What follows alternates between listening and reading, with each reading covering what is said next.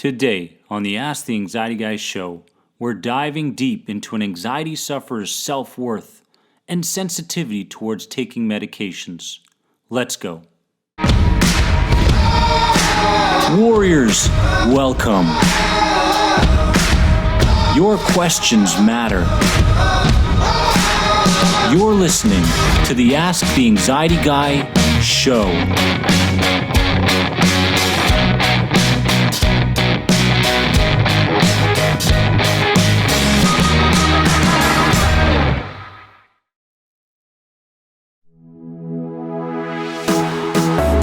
This podcast episode is brought to you by the End the Anxiety program, a downloadable CBT-based program created by the anxiety guy himself to help heal your emotional distress and put anxiety behind you once and for all. Visit www.anxietyexit.com to learn more today. Warrior, truly grateful that you are joining me on episode number 162 of the Anxiety Guy podcast. This is the hashtag Ask the Anxiety Guy show every Thursday morning, PST and EST time. You ask the questions related to anxiety and life challenges, and I answer them with as much detail and as much value as I possibly can give you, Warrior. Today I'm excited. I'm excited to bring you answers based around the self-worth of an anxiety sufferer. As well, we're talking about medications, and of course, I'm not a doctor, I'm not a psychologist, I'm not a therapist, I can't go deep into medications, but I can talk about my own experiences, and I'll do my best to do that for you today. So two very, very important questions that we will answer and get to a better place in our lives. Before I get into this podcast episode, the engagement on social media this week, it was entertaining, it was fun. Make sure to join me every Saturday night, PST time, at 7 p.m. for Facebook Live, where the tribe gets together, we talk, we mingle, we ask questions, I answer them, and we just hang out and have a good time. Come join us on Facebook Live every Saturday night. Shout outs to Claire Leal on the Facebook tribe and Miss J Broads on Instagram. You guys are fantastic. Thank you for your engagement this week. Let's get into question number one. Question number one comes from JRTeach23 on Instagram. Thanks for the question. Question is, Dennis, I am not sure how to word this question. Recently, it has come to my attention that I consider working out / strength training as my identity. I have zero self-esteem and self-worth now. I have been medically benched from working out again because of an Achilles injury, and I feel completely lost and depressed. My counselor said to use this time to focus on positive traits to build my self-esteem, but I don't know how. How do you find your self-worth, she asks. So we're going to dive deep into self-worth coming from the system of an anxiety sufferer. Now, let's distinguish between self-worth and self-esteem first, all right? Self-worth is internally created. Self-esteem is externally created. Now, your current self-worth is the manifestation of your memories, your decisions, your values, your beliefs, and ultimately who you are and your identity, warrior. We are where we are in our levels of self-worth based on how we've dealt with challenging circumstances from our past. And most people had no idea how to deal, so they internalized and personalized things. And they labeled themselves as not worthy of love, happiness, healing, friendship, wealth, etc., you name it. Now, our brains ultimately remind us of the memories related to fear and doubt much more often than reminding us of memories related to our potentials and our worthiness. Could that be the case for you? This goes back to the survival part of our brains that have gone through such lows in emotional states that any fragment of those memories that show up today leads us directly to self-victimizing thinking. Listen, our self-worth today depends on how we choose to view what happened to us in the past. How we choose to respond internally in our thinking to what's happening in our present, and what sort of creative vision we stay on the path towards for our future. Default thinkers, we've talked about this on YouTube in the videos. Default thinkers make it easy for their systems to default to thinking around doubt, fear, and lack. But on the opposite side of things, deliberate thinkers, the ones that realize self-worth doesn't show up overnight, recognize opportunities to counter limiting ways of seeing themselves, and therefore they begin tapping in to their true potentials. Now, self-worthiness is built up. It doesn't just show up. Remember that. It's placing one brick on top of another to create an identity that flows with your potential. I don't want to go too deep into the skill sets to the creation of self-worth because skill sets are only as effective as the mindset leading up to the situation where the skill set can be used. Remember that. So understand what I've said here today and continue to learn from the ones who are in the inner places that you want to be in. Your self-worth will only rise by taking an idea and building strength based around the evidence that proves this idea correct. Remember that.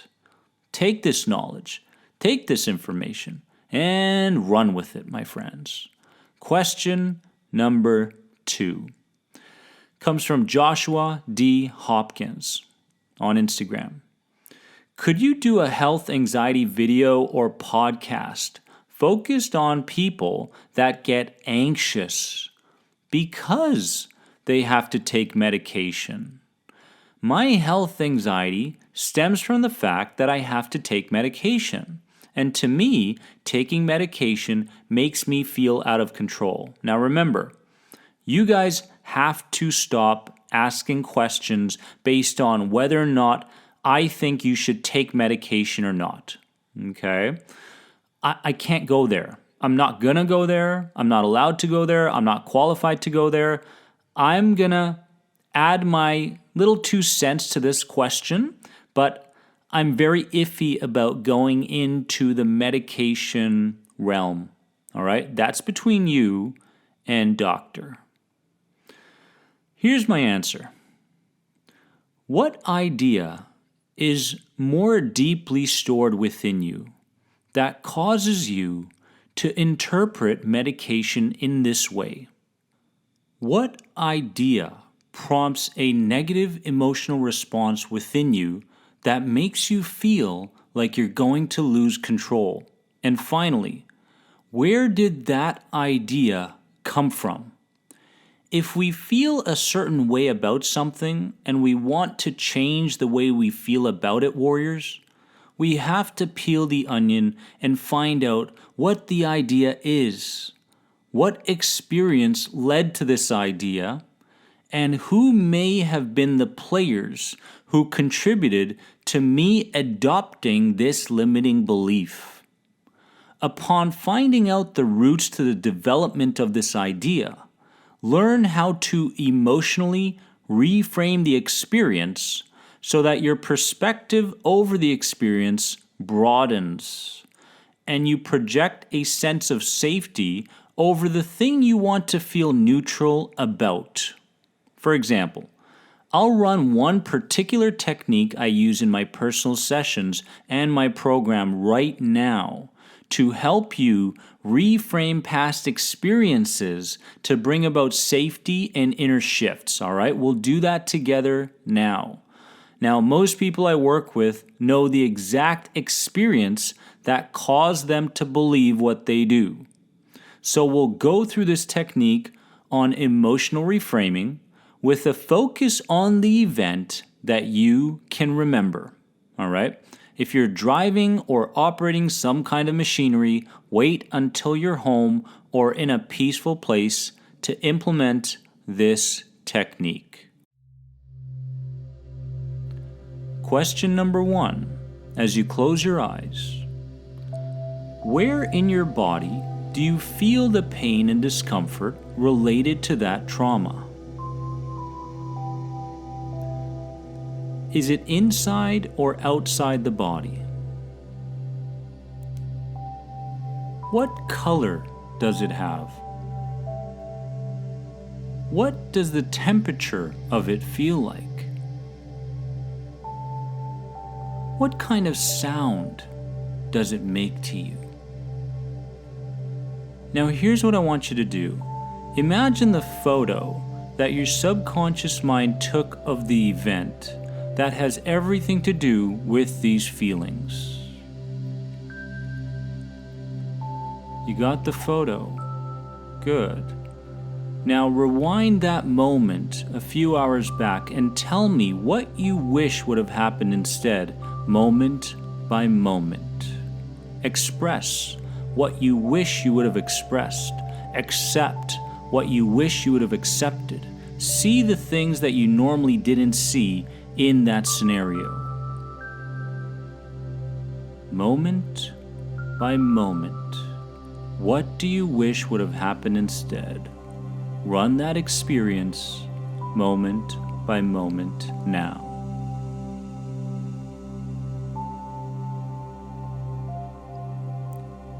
What color do you think about when you feel safety, warrior? What color? I want you to project that color through that environment, through the people, and even yourself now. Run that color through your imagination right now. Notice that that color is overtaking the environment, the people, and yourself now. And as you run that safety color through that entire situation, notice how it makes you feel. Now, what else does that person back then need to feel a deeper sense of safety? Go ahead and give him or her exactly what they need in your imagination now so that they can move from this experience with a feeling of safety and reassurance. Good. And as you imagine giving them exactly what they need, I want you to go ahead and take a new photo right now. Take a new photo, click, of that environment you're in.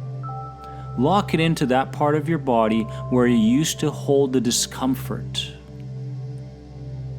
As you take that new photo, notice how you feel with your safety color, with the way you wish things would have gone.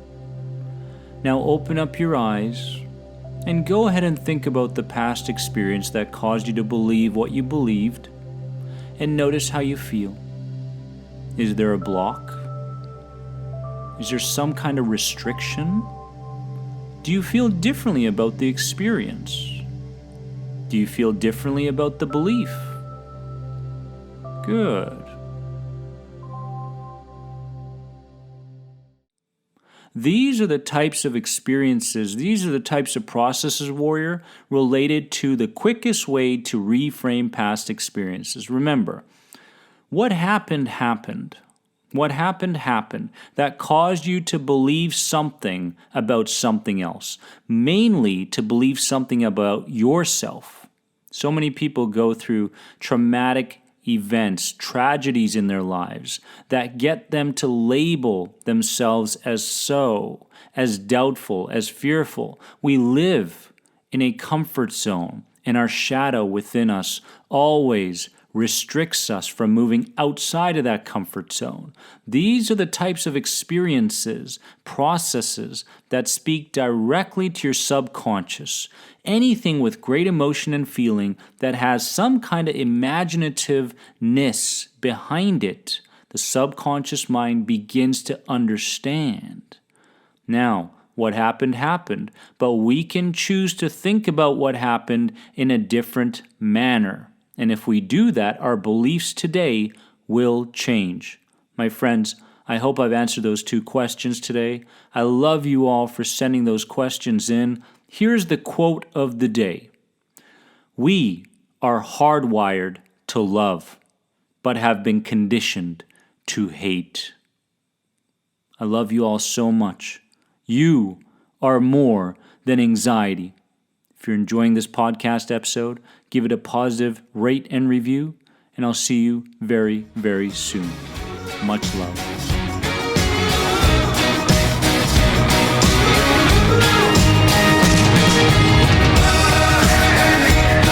Warriors, remember, you are more than anxiety.